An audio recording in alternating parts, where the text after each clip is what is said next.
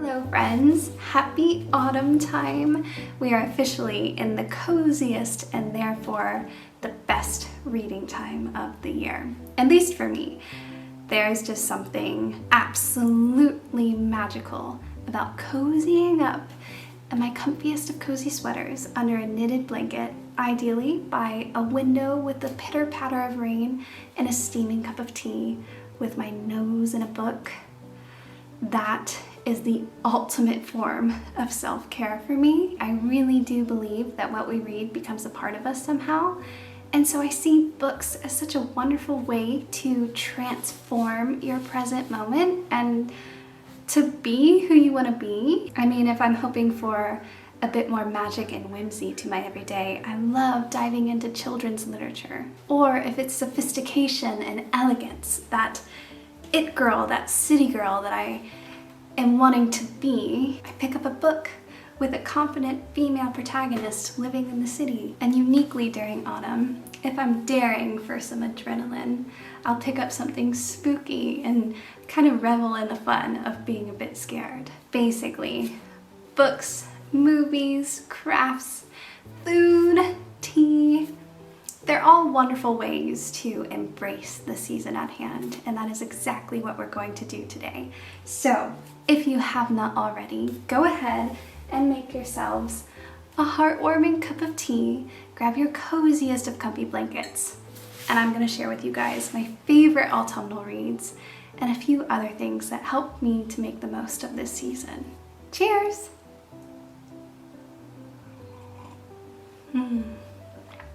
Cinnamon and cardamom. It's actually really cloudy outside today and a bit rainy, so the lighting is crazy.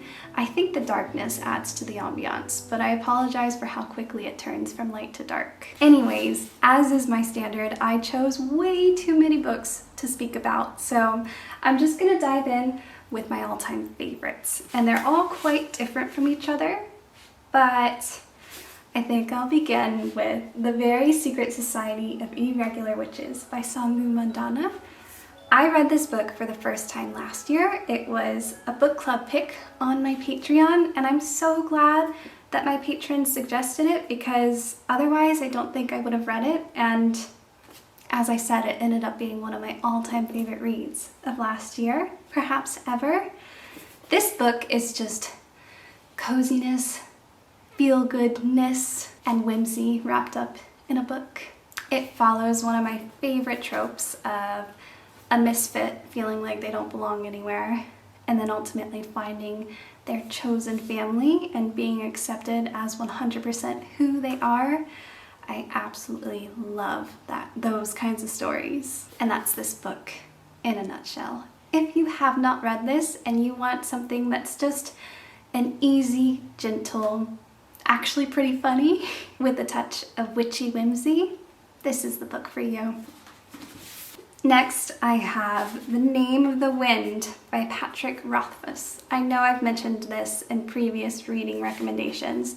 This is just one of those books, I don't know if you've ever had this experience, but a few years ago during autumn, I got so sick. And this book got me through it. I read it during the day when I had no energy. I read it at night when I couldn't sleep. I read it through fevers, and it became all the more real. My dreams were crazy. This book has magic. It has adventure. I would describe it as more masculine. It falls more into the category of, Lord of the Rings type fantasy, though nothing is comparable to Lord of the Rings. This is totally different. It's just so thorough, and the characters are so complex. And it has its eerie, suspenseful moments with bits of humor sprinkled throughout and spans quite a bit of time. This is a great adventure story to become lost in. Imagine a dark, stormy night in a cobblestone inn with steaming mugs of, say, quite sharp butterbeer, and a stranger stumbles in, mangled by some sort of monster, and an innkeeper gathers everyone around the fire to tell a story. That's essentially how this begins. I really hope the third book comes out eventually. I haven't read the second one because I'm waiting for the third one. This is part of a trilogy. And then the third on my list of favorites is Alice Hoffman's Magic Lessons, the prequel to Practical Magic. I have been slowly working my way through this series the past 3 years, and I started with this one, so I'm going chronological, and it totally captured my wonder. This takes place during Salem witch trial era. It has a very strong female protagonist. There's so much about nature, including herbs and animals. There's romance, there's heartbreak, and of course, lots of magic. This fall, I'm looking forward to reading the last book in the series. I don't want it to end, but it's time. And if you haven't read the Practical Magic series yet, I so highly recommend it, but start chronologically with Magic Lessons because otherwise the first book is Practical Magic and I really didn't like it. The movie, this is so rare, but the movie is so much better than the book. The book is pretty brutal and I feel like it's not representative of the entire series. This is so much better. Segueing out of the all-time favorites, but still really good, I'm gonna transition into cozy adult fiction. Legends and Lattes by Travis Baldree. This book is everywhere. I think it popped up last fall. When did it come out?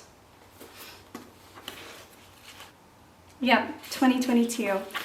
I just read this book actually, and it was wonderful. It's kind of a slower pace, actually. I was expecting it to be an adventure story, and it's not that. The main character, Viv, dreams of opening up a coffee shop in a magical world where coffee is very rare. She really doesn't belong. She faces a lot of adversity trying to make her dream life come true, but I'd say she definitely finds her chosen family. And I love it. So, gentle pacing, fantasy world, bit of romance, and just ultimate coziness. Next I have The Dead Romantics by Ashley Poston. This book actually takes place in spring, but I think it would have done much better in autumn. I really enjoyed it. It's centered around a woman who actually grew up in a funeral parlor. Her family ran a funeral parlor and she can see ghosts. She's also a ghost writer for a very famous romance author and she lives in New York City. I would describe it as a not so scary ghost story. Speaking of ghosts, I have an all-time favorite ghost story in my YA and children's literature stack, which is Neil Gaiman's The Graveyard Book. This book is Harry Potter meets Series of Unfortunate Events. Sprinkle a touch of Coraline in there, it's by the same author, and maybe The Phantom Tollbooth. It's a children's literature book about a boy who grows up in a graveyard, and there are ghosts, vampires, ghouls, werewolves, but it's not a crazy, scary adventure story. It's very much a story about growing up and finding where you belong, facing adversity, valuing your loved ones, and so on and so forth. It also has a really good mystery, so I definitely recommend. Continuing with children's literature, I have Snow and Rose by Emily Winfield Martin. I've read this book so many times and it's just such a sweet, gentle escape. The illustrations are incredibly beautiful. Two sisters living in the coziest cabin you can imagine in a magical forest with fairies and mischief and a very big bear. This next book kind of straddles fall and winter. It's The Book Wanderers by Anna James. So I recommend it for late fall, but it is a children's literature book, and essentially the main character has the power of being able to bring her favorite literary characters to life or to dive into books and experience stories with the main characters. She lives above a bookstore that her grandparents run, and I just love the details. There are baked goods and aromas and comfy blankets and caring grandmothers. This is another book that just hugs my heart every time I read it. Well, the one time that I read it. It had a very big impact. It was just what I needed at the time. Another book I'd recommend is Akata Witch by Nnedi Okorafor. This is part of a trilogy, and I read this one, the second one, and I'm looking forward to reading the third one this fall. This book takes place in Nigeria and centers around a young witch who only recently has discovered that she is magical, and I really love the window into West African culture and history and magical lore. It's a really good story, and I'm really looking forward to finishing the trilogy. Last for young adult and children's literature is A Good Girl's Guide to Murder by Holly Jackson. I read this a few years ago, and it's very popular now for good reason. This is a murder mystery, and it's just suspenseful enough to be a page turner, but not stressful or terribly scary. I fell in love with the main character and her family, and the mystery is really good. So if you're looking for a quick, lightly spooky read, this is the one. And last year I bought a book that I hoped would be similar to A Good Girl's Guide for Murder, but I haven't read it yet. I'm looking forward to reading it this fall. It's The Magpie Society by Zoe Sugg and Amy McCulloch. And from what I've read of the summary, the story seems very similar. We'll see how it goes. I adore Zoe Sugg.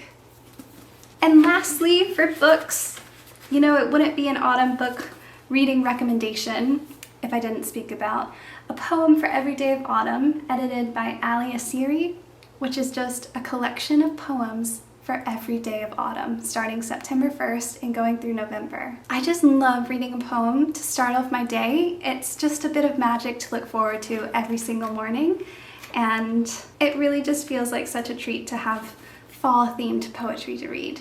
If you have any other autumnal poetry collections that you'd like to recommend, please let me know, because I want to read a new one. I've done this one for the past 2 years. I know it's very niche, autumnal poetry, but let me know if there is anything out there. And lastly, just for fun, I have Mushrooms of Northwest North America by Helen M.E.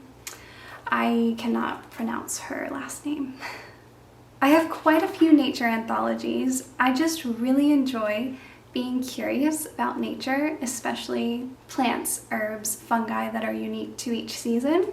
And autumn is mushroom season, and it's really fun to just look at the variety of mushrooms there are, and then to go for walks and see if I can find any. I have a really good mushroom identifier book, and I've harvested some mushrooms, not for consumption, but just to study, and it's actually really, really difficult to identify mushrooms.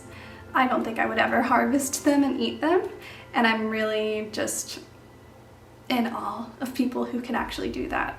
But yeah, I really do love nature-centered books unique to each season, and I recommend finding a book, whether it's a leaf identifier, a mushroom identifier, or forest bathing, something that goes with the outdoors for the season, because it's just the best way, or one of the best ways, to make the most of the time at hand. Speaking of nature walks and other ways to enjoy the season at hand, I thought that it would be fun to talk about other ways that I like to enjoy autumn, and well, most all of these you've either seen in a video or heard me speak about if you've been here for a while, so I apologize if I sound redundant, but just to categorize all the autumnal coziness into one video, I want to talk with you guys about tea and puzzles and crafts and movies, just all the cozy things.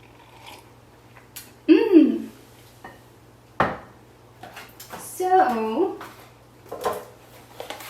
I have my favorite autumnal teas.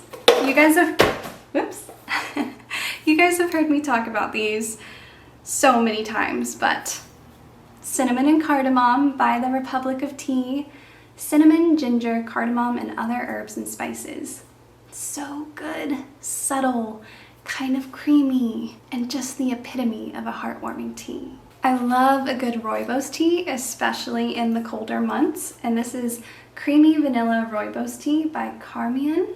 This, with a bit of oat milk, is such a treat. It's a very full tea. You feel like you're getting a really significant drink, if that makes any sense. Sometimes when I drink tea, it's kind of, you know, soothing or watery. This feels like an event when I drink it, but in a really good way. The flavors are really balanced. And this tea was actually a gift from my friend Irene, and she lives in Africa, so it's from Africa, specifically South Africa. I'm not sure if you can get it in the United States or other places around the world, but if you can, I do recommend it. You know it's autumn when Trader Joe's in the United States brings out its pumpkin spice rooibos herbal blend. I just love this. It is such a fun tradition to go to Trader Joe's and buy it at the start of autumn and then enjoy it throughout the season. And similar in flavor profile is, what is it? Twinings? No. Oh my gosh, I'm completely blanking on the tea brand. I haven't purchased it yet this season, but it's a gingerbread spice tea and it's a great segue from autumn into winter. But it's got kind of that subtly spicy, comforting taste. Also with teas, something that I really enjoy doing in autumn is making different soups. There are so many good soups, from garden veggie to kind of like a brothy pho, or a pumpkin soup, or a tomato soup. Seriously, if you look up fall soups, the list is endless, and it's a really fun way to enjoy cooking, at least for me, because it's taken me a long time to actually enjoy cooking, and I find that if I have something new to try that I'm excited about, it's easier, and making different soups from scratch, for whatever reason, I find incredibly enjoyable. I thought it would be fun to share my favorite puzzles with you guys. Again, you've seen them already, but just to keep them in one place. Do you guys remember this puzzle? 50 must-read books bucket list puzzle by Ridley's. It's a big one, 1,000 big pieces. I mean, it comes in this big container, but it was so much fun to do, especially because the books are real. So as I was putting the pieces together, I mean, immediately I see Pride and Prejudice and The Great Gatsby and The Fault in Our Stars. I've read all those, The Hobbit, The Wind in the Willows. It's just so fun to recognize books and think, ooh, I read that. I can check that off the bucket list. There are also so many knickknacks spread throughout the shelves, kind of literary illusions, if you will. Yeah, just really fun. I recommend getting this as a gift for your bookish friend, as long as you don't have to mail it to them, because again, it's a significant box. This is my go-to comfort puzzle, The Three Broomsticks. It's a Harry Potter puzzle by New York Puzzle Company, and it's actually pretty challenging. It's 500 pieces, which is good, but there's lots of bluish green pieces and they can be hard to sort, but I just love this one. And then lastly, puzzle-wise, I have this new one that I haven't done yet, but it's from Emily Winfield Martin's Snow and Rose, and it's Mushroom Boy, who is a character in that book. And it's so cute and colorful. Well, I mean, it's mostly black, but I love the vibrancy of the mushrooms. Emily Winfield Martin has a lot of puzzles, and they're all beautiful. I think she partners with Dream World. I wonder if that's her own company. Oh no, it's New York Puzzle Company. So again, they just have great puzzles. Kind of similar but a bit different is a book nook. Last Christmas, my friend gave me Sunshine Town Book Nook, and I had so much fun putting it together. I still haven't finished. I'm gonna finish this fall and winter. But if you know someone, or you are someone who really enjoys puzzles, this satisfies that same kind of puzzle itch, and it's such a fun, creative way to spend one's time. I felt like a magical toy maker each time I sat down to put this together, and I'm so excited to finish it. It's such a good, rainy, cold weather activity. Games are also a really fun way to pass the time in autumn, and there are so many cozy autumnal games like Clue. Exit, the game, they're all different themes. And I think the first one I got was Enchanted Forest. This year I have Nightfall Manor. And basically these are like, if you were to take an exit room and turn it into a game that you can play with friends, not somewhere that you go. So you can only play the game one time, and you have to cut different pieces. There are riddles to solve. You have to find clues and, you know, bend pieces, look for certain secret symbols in the packaging. It's a very interactive mystery solving game, and it's really fun with friends, but it takes hours. So I recommend maybe having like a dedicated game night where you get together with friends and order some food and spend maybe 3 or 4 hours solving the riddle of the exit game. Speaking of spending time with friends, last fall I did a craft with my friend Randy, and it was so much fun. Together we made these yarn pumpkins, and they were actually so easy to make, and the supplies was super affordable, especially because we split it between the two of us because you don't need much. Basically, all you need is a few bundles of yarn, some pipe cleaners, and some string. Oh, and some cotton balls. It only took us about an hour to make our garlands. It's so easy. We were able to talk and just catch up while also being creative together. It was really fun, and I highly recommend it for some quality friend time. And lastly, movies. Second to reading, movies are one of my favorite ways to feel autumnal. And I'm sure I don't have any new recommendations for you, but I will share just my coziest comfort movies, starting with, rather predictably, any Meg Ryan movie, specifically When Harry Met Sally and You've Got Mail. There is something about New York City in the fall time. Pair that with a bookstore and a romantic comedy story.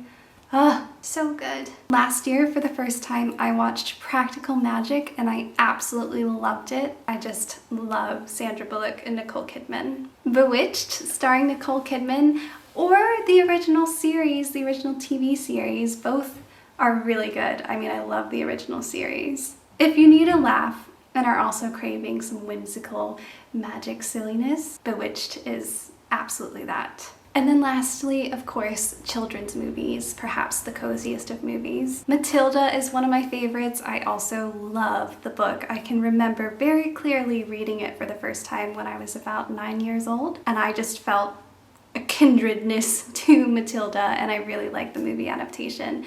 I haven't seen the musical yet, so maybe I'll watch it this fall. Fantastic Mr. Fox is another unbelievably beautiful fall-themed movie. The color palette is exquisite, and I love Wes Anderson, from his children's movies to his adult movies. I just think they are so beautiful, especially the soundtracks. Alexander Desplat is the composer of most of the Wes Anderson movie film soundtracks, and he's my all-time favorite composer. That being said, I love listening to the Fantastic Mr. Fox soundtrack. And lastly, Paddington. There's nothing particularly autumnal about it. Perhaps it's even more Christmassy, but this movie just feels like the biggest heart hug, and it's also subtly hilarious and just beautifully filmed, and once more has such a good soundtrack.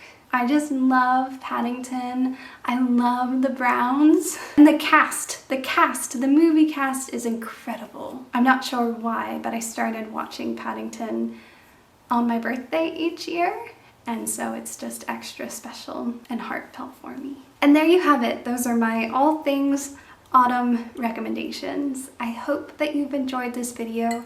Please, if you have any cozy things you'd like to share, let me know, especially book recommendations, because so many of my books are trilogies that I'm about to finish, and I'll need something new and cozy soon. And before signing off, I just wanted to say thank you so incredibly much for all the love on my most recent video and just the general excitement over my autumn content.